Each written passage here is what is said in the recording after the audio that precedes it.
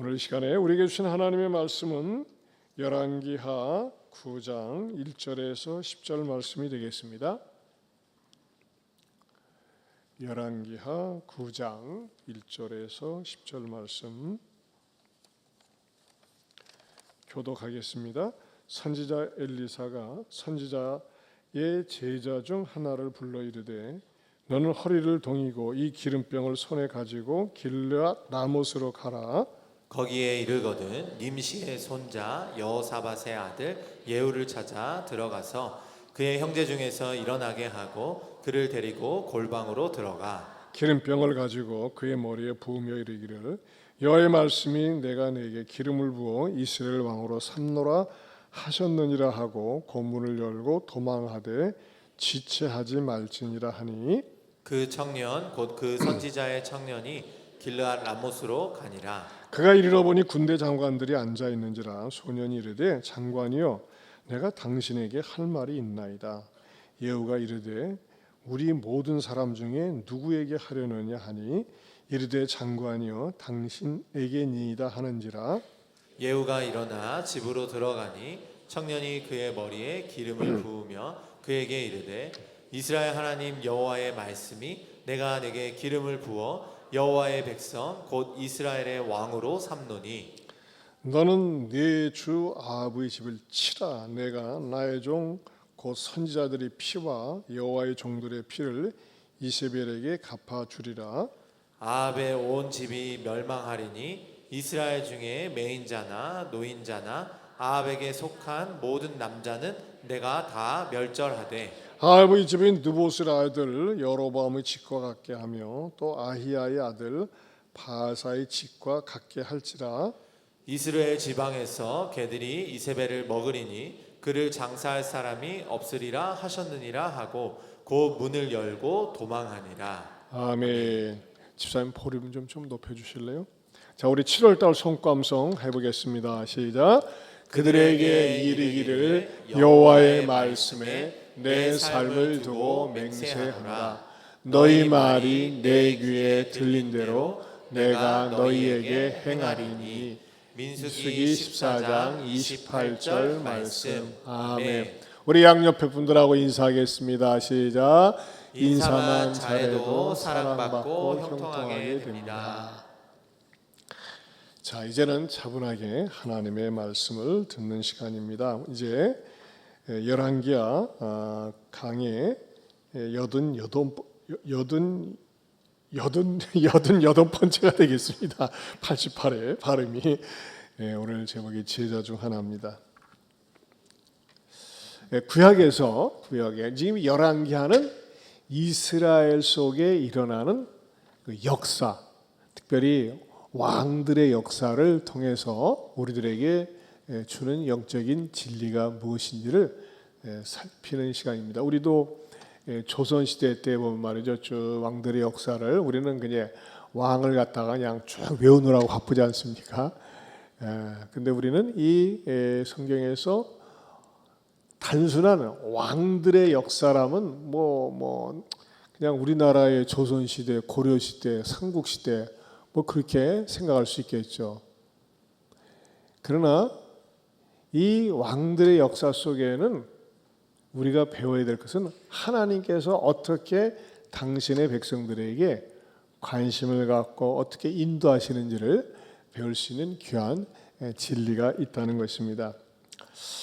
구약에서 선지자의 제자들이라는 말이 가장 많이 등장하는 것이 바로 이 열왕기하입니다.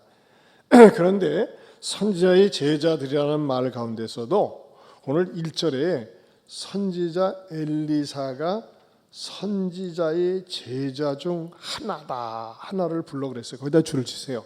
선지자의 제자 중 하나. 이 무명의 선지자인데 선지자의 제자 중 하나라는 말은 여기에 처음 나옵니다. 자, 이 선지자의 제자 중에 하나라는 말이 처음 나오는데 여러분 어느 정도 성경 말씀을 들은 분들 알지만은 구약 시대에 가장 활약을 이 열왕기서에서 크게 했던 선지자는 엘리야 선지자고 엘리야의 직계 제자가 바로 엘리사입니다. 그런데 엘리사의 수종 역할을 하고 가장 그 많은 사역의 현장을 봤던 그 일꾼, 엘리사의 수종 역할을 하고 사환 역할을 했던 일꾼이 누구였습니까? 모르세요? 세상에 문둥병을 치료하는 현장에도 있었고, 아무튼 엘리사를 따라다니면서 시다바리하고 가장 많은 사역을 지켜봤던 사람 누구예요? 그렇죠. 게하시 따라서 게하시. 그렇죠. 게하시가 아니라 게하시입니다. 게하시. 자, 그런데 때로는 성경을 보면서 궁금해해야 된다고 그랬어요. 오늘은 어떤 사건이 성경에 등장하냐면요, 왕을 선택해 가지고 왕에게 가서 기름을 붓는 이스라엘 역사의 판을 바꾸는 사건입니다. 우리나라 하면 대통령을 지명해 가지고서 대통령에게 넌 대통령이 될 거야 하면서 말하자면 도망치는 사건이에요. 근데 이 사건 속에 엘리사가 직접 개입을 하지 않고 사환을 보내는데, 그것도 늘 수족처럼 따라다녔던 게하시가 흔적도 없다는 것입니다. 등장을 하지는 않습니다. 왜냐하면 여러분 집에 가서 성경 보시면 알지만 열왕기하 위를 쭉 보면요, 엘리사와 더불어서 늘 붙어 다니면서 심부름하고 사역을 했던 사람은 게하시였어요. 근데 게하시가 등장하지 않고 누가 등장을 합니까? 선지자의 제자 중 하나가 등장한다는 겁니다. 왜 선지자의 제자 중 하나가 등장을 하며 이스라엘의 역사의 판을 바꾸는 일에 말하자면 불을 떼는 것일까? 오늘 그분에 대해서 말씀을 드리고자 합니다. 먼저 첫 번째는요, 게하시의 역사를 잠깐 살펴보기 원합니다. 게하시. 자, 게하시는 여러분 생각날지 모르겠습니다만 잠깐 정리하면요, 수넴 여인의 아들이 죽었을 때에 엘리사의 심부름으로 뭘 시켰습니까? 야 임마, 졸지 말고 내가 지팡이 줄 테니까 이거 가지고 좌우 쳐다보지 말고 막 뛰어가 가지고서 그 죽은 수넴 여인의 아들 얼굴에다가 딱 놔라. 그러면 살아날 테니까. 그러니까 이 게하시가 신바람이 나가지고 말이죠, 막 가가지고 말이지, 내가 죽은 아이를 하나 살린다 하면서 막 뛰어가가지고 머리서부터 발끝까지 지팡이를 딱 놨어요. 야, 눈 떠! 뜨라니까! 이 젖꽃이 안 뜨네. 떴어요, 안 떴어요? 떴어요, 안 떴어요? 아니, 세상에 이 성경을 갖다가 아는 거예요, 모르는 거예요, 점점 빼는 거예요? 떴어요, 안 떴어요? 이쪽은 좀 많이 하네? 안 떴어요. 아니, 엘리사 선생님 능력의 선지자가 시켰는데 안 뜨네? 무엇을 느꼈을까요? 엄청난 무력감을 느꼈습니다. 그러나 다시 엘리사 선생님이 와가지고 끌어안고 기도하면서 그 소년을 위해서 기도하니까는 자기가 할 때는 아무런 반응도 보이지 않던 죽은 소년이 살아나는 것을 두 눈으로 목격한 장본인이 엘리사라는 겁니다. 또 그 게하시라는 겁니다. 또 이 게하시에게 있어서 잊을 수 없는 사건이 뭡니까?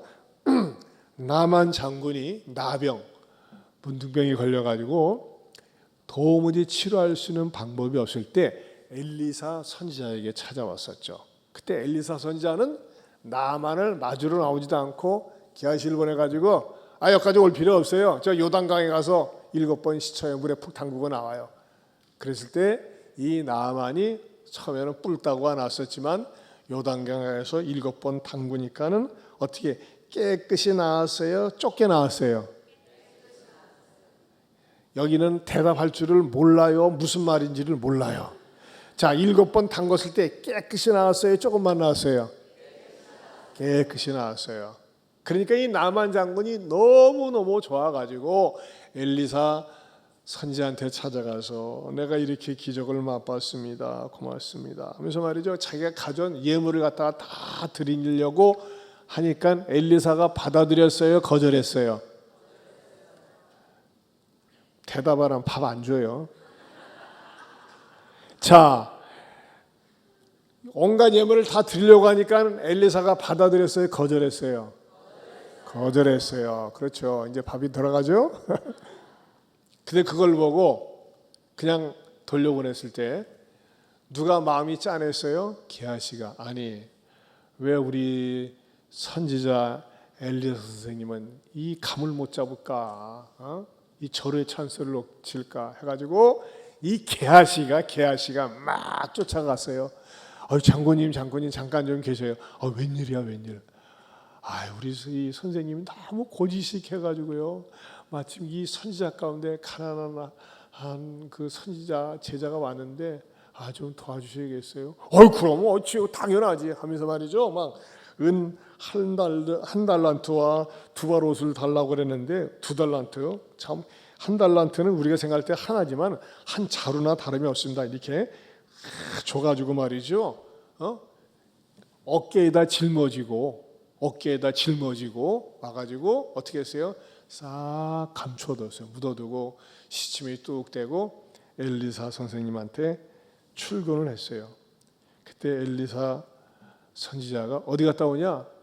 저 집에서 오는데요. 아무데도 안 갔다 왔어요. 야, 이 자식아, 어디서 거짓말하냐? 너 뒤질래? 그렇게 말하지 않았겠죠. 아마 제가 볼 적에 보면요, 그럴 수도 있을 것 같아. 야, 이놈아, 네가 어디서 거짓말을 하냐? 네가 나만을 만나서 네가 도움을 요청할 때 내 심장이 뛰지 않았느냐? 나만에게 있던 문둥병이 너에게 옮길 것이다 해가지고 이 게하시가 무슨 기적을 합니까? 거짓말 한번 해가지고 문둥병에 걸리는 기적을 처음 합니다. 그 말 한마디에, 거짓말 한마디 때문에 이 게하시가 나병에 걸려요. 여러분, 그러고 나서 게하시가 이렇게 사라지거든요. 근데 놀라운 것은요, 게하시가 또 등장을 합니다. 어느 때 등장을 하느냐? 어느 순간에 열왕기하 8장 4절 5절에 보면 이렇게 등장을 합니다. 같이 보겠습니다. 읽어봅니다.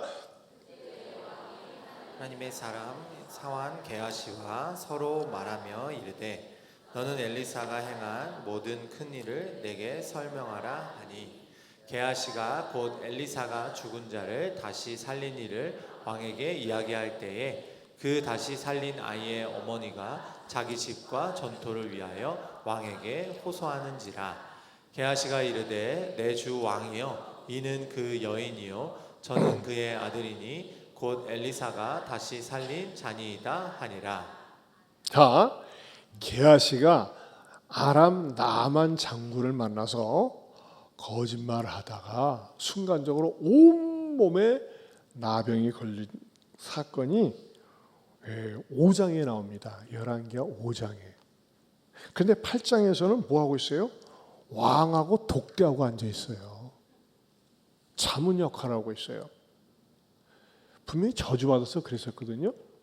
근데 하나님께서 게하시를 불쌍히 여겨주셔가지고 어느 순간에 그를 고쳐주신 것 같아요. 근데 이 열왕기하 8장 4절에서 5절에 보면은 왕이라고 그랬어요. 왕이. 다시 그 구절을, 앞 구절을 띄워줘 보실래요, 집사님? 왕이 하나님의 사람의 사원 누구? 게하시와 서로 말을 하면서 뭘 물어보고 있어요? 야, 네가 엘리사 선지자하고 오랫동안 같이 있으면서 네가 심부름하고 사역을 보지 않았느냐? 그 있었던 모든 것을 나한테 좀 알려줘라. 그 엘리사 선지자의 살아있는 역사를 내게 좀 들려주라 하면서 쭉 들려주라고 했을 때 설명을 해준다는 것입니다. 제가 뭘 말씀드리려고 하냐면, 이렇게 엘리사 곁에서 사역을 했고 나중에는요, 소위 왕의 자문 역할을 할 정도로, 영적인 히스토리에 대해서 자문 역할을 할 정도로 쓰임받았던 이 게하시가 9장에서 싹 사라진다는 것입니다. 흔적도 없이 사라지고 이 중요한 일, 왕에게 기름 붓는 사건을 누굴 쓴다고요? 제자 중 하나를 쓴다는 것입니다. 자, 이 사건을 통해서 우리에게 주시는 귀한 영적인 교훈이 무엇이냐 이거예요. 그래서 두 번째로 여러분에게 말씀드린 것은 하나님께서는 제자 중에 하나를 불렀다는 사건입니다. 자, 방금 제가 게하시에 대해서 좀 길게 설명을 했어요. 왜 게하시를 안 썼을까요? 성경을 묵상하고 연구하는 가운데 그걸 깨달은 것입니다. 게하시는 아주 노련한 종입니다. 그렇죠? 노련합니다. 닳고 닳았습니다. 심지어는 왕과도 가깝습니다. 모든 것을 알고 있는 사람이에요.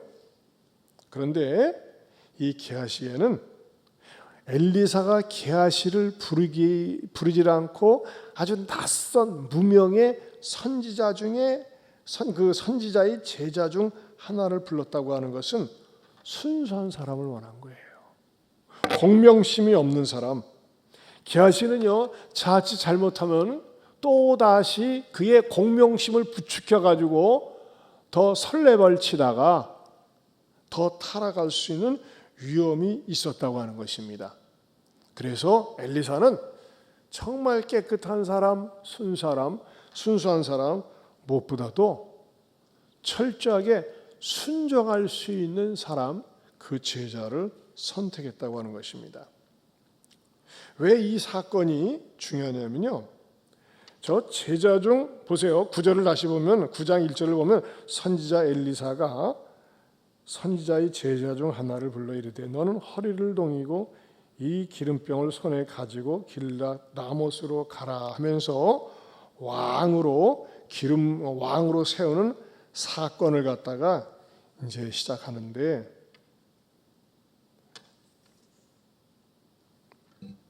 이거 굉장히 위험한 일이었습니다. 왜냐하면요, 요 당시 상황이 뭐냐면은 왕이 현존하고 있었어요.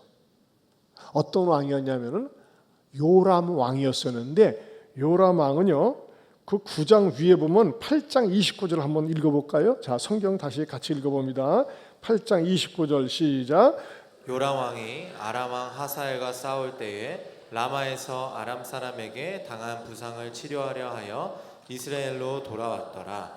유다의 왕 여호람의 아들 아하시아가 아합의 아들 요람을 보기 위하여 내려갔으니 이는 그에게 병이 생겼음이더라.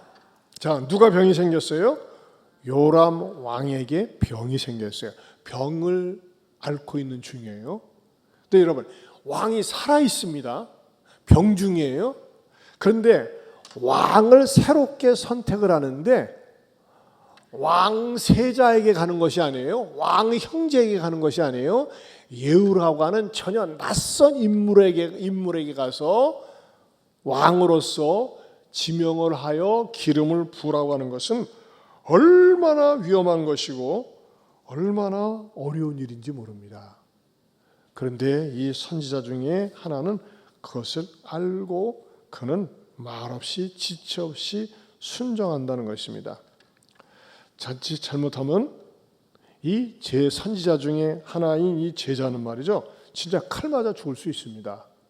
그런데도 불구하고 이 제자는 정말 군더더기 말을 붙이지 않고 이 어려운 사명을 그는 감당하고 순종하고 간다고 하는 것입니다.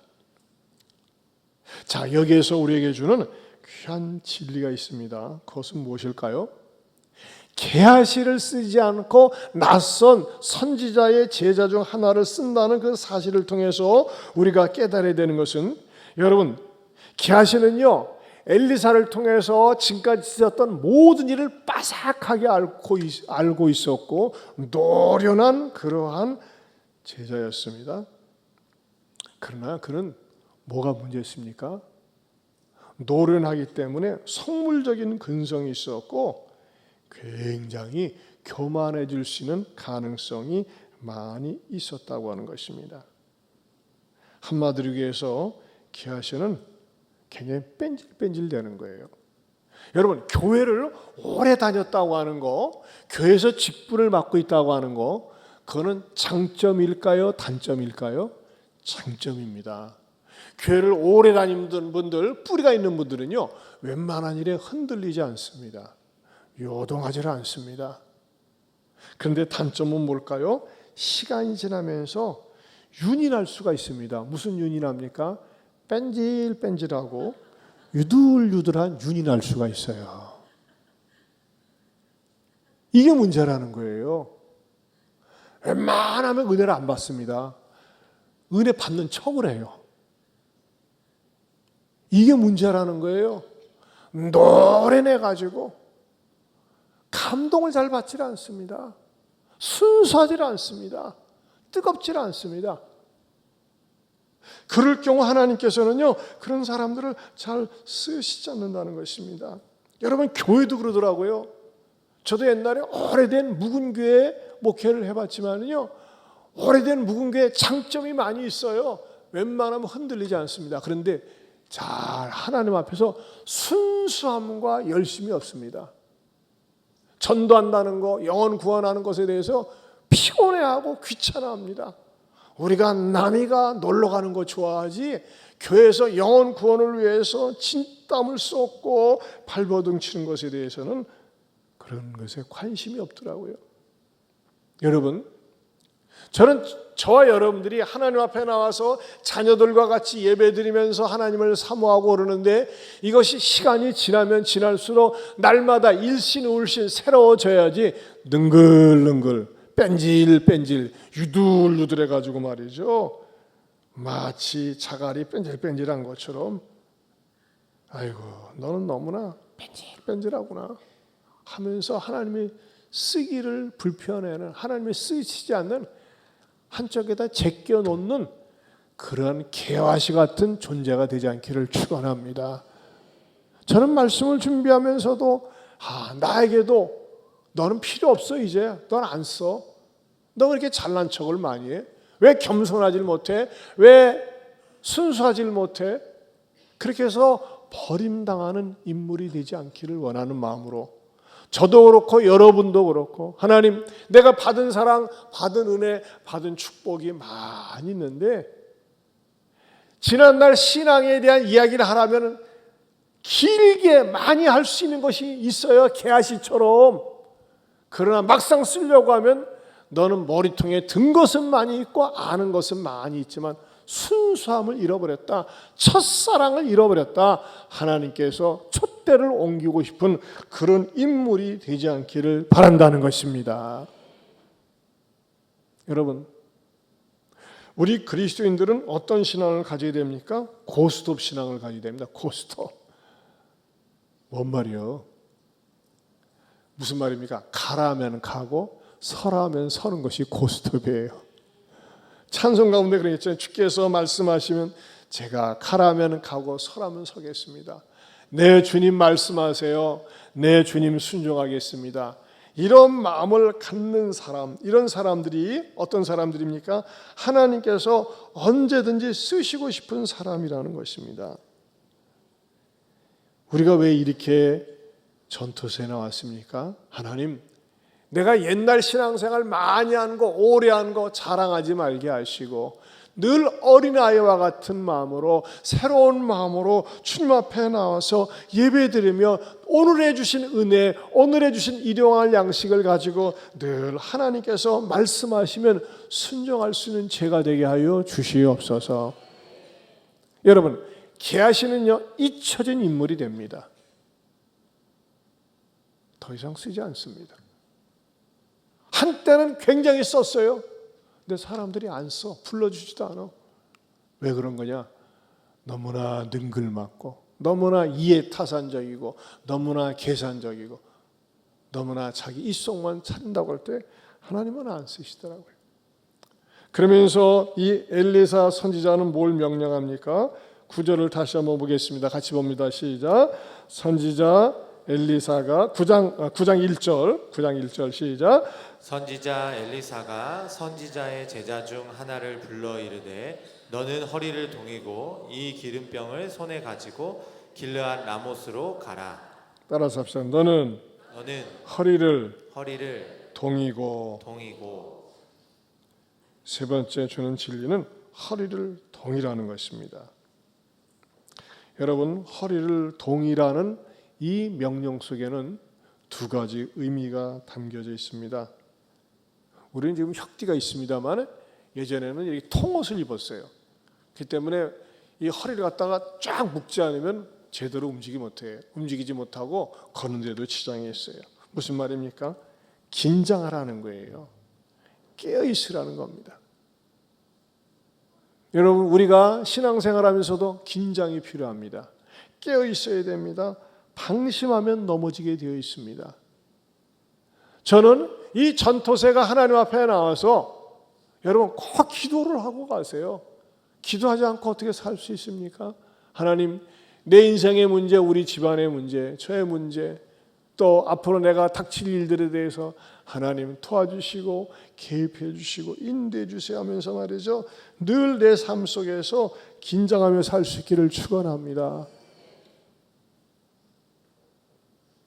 여러분, 누가요 9시 반쯤에 신한은행 직원이 승진한 것 때문에 저녁 때 맛있게 밥 먹고 335 횡단보도에서 기다리고 있는데 차가 들이받아가지고 신한은행 직원만 4명이 사망했더라고. 장로님 그 자리에 없는 게 당인 줄 아셔. 조금입니다. 9명이 죽었잖아요. 9명이. 이야, 참. 그야말로 뭐 그런 것이야말로 마르는 하늘의 날벽이라는 게 아니겠어요. 참, 그 사건은 너무나 가슴을 아프게 했어요. 여러분, 저는 여러분에게 그걸 권면하고 싶어요. 지금은요, 어디에서 언제 무슨 사고가 일어날지를 몰라요. 그래서 뭐예요? 늘 기도해야 돼. 따라서 합시다. 주여 불쌍히 여기소서. 주여 도와주소서. 늘 주님을 찾고 불쌍히 여겨주시고 도와주시고. 옛날에는 그런 말 많이 했어요. 자나깨나 불조심. 지금은 자나깨나 둘러보면서 다녀야 돼요. 늘 하나님의 임재를 의식하고 주님 인도해 주시고 주님 도와주시라고. 여러분, 내가요 승용차를 차를 몰고 내가 아스팔트 이렇게 가지 않습니까? 저는 그런 생각 들어가요. 어떤 놈이 중앙선을 뛰어넘어 가지고 나한테 박을 수도 있잖아. 해찰하다가 핸드폰 하다가 아무도 누구도 무엇도 예측하고 알 수가 없어요. 그래서 사람들이 불안해서 합니다. 사람들이 얼마나 요즘 불안증에 시달리는지 몰라요. 불안하다 보니까는 사람 만나기 싫어서 우울증이 생기고, 우울증이 공황장애, 조증, 조현병, 이런 정신적인 질환들이 많습니다. 그러나 그리스도인들은 감당할 수 있습니다. 이길 수 있습니다. 누구를 의지하기 때문에? 살아계신 하나님을 의지하기 때문에. 여러분, 허리를 동이는 게 뭐예요? 기도로 우리를 자신을 갖다가 묶고 기도하면서 깨어 있는 겁니다. 여러분, 예배당에 나와서 기도를 힘껏 하고 나면 어떻게 해요? 삶 속에서도 기도가 이어지는 거예요.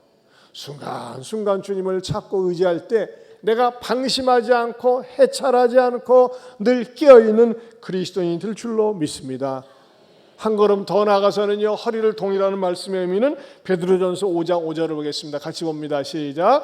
젊은 자들아, 이와 같이 장로들에게 순종하고 다 서로 겸손으로 허리를 동이라. 하나님은 교만한 자를 대적하시되 겸손한 자들에게는 은혜를 주시느니라. 따라서 합시다. 겸손하세요. 겸손으로 허리를 동이세요. 아무리 예뻐도, 아무리 돈이 많아도, 아무리 높은 지위에 있어도 교만해 보세요. 하나님이 대적하십니다. 하나님만 대적합니까? 사람도 대적합니다. 대통령도 교만해 보세요. 장관도 교만해 보세요. 사장도 교만해 보세요. 특별히 그리스도인들이 교만해 보세요. 여러분, 교만하다는 말 듣는 거 그건 절대 자랑거리가 아닙니다. 수치의 상징입니다. 그래서 겸손으로 허리를 동이라고 그랬어요. 하나님, 저는요 조금만 방심하면 교만한 말이 나옵니다. 교만한 눈으로 보게 됩니다. 교만하게 행동합니다. 하나님, 나를 불쌍히 여겨 주시옵소서. 겸손으로 허리를 동일 때 그 사람이 실수하지 않고 범죄의 자리에 빠지지 않는다는 것입니다. 사랑하는 성도 여러분, 이 새벽에 나온 여러분, 하나님께서 저와 여러분을 여기까지 이만큼 인도해 주셨는데 개하시적인 요소는 없는지 깨닫고 회개하게 해주시고, 하나님 첫사랑 첫믿음 회복시켜 주시옵소서. 겸손으로 허리를 동이게 하여 주옵소서. 어디 가서든지 늘 깨어서 기도하는 그러한 주님의 자녀 되게 하여 주옵소서. 우리 찬양 다 같이 일어서셔서 주님 말씀하시면 내가 나아가리다 이 찬양하고 기도하고 내려가겠습니다.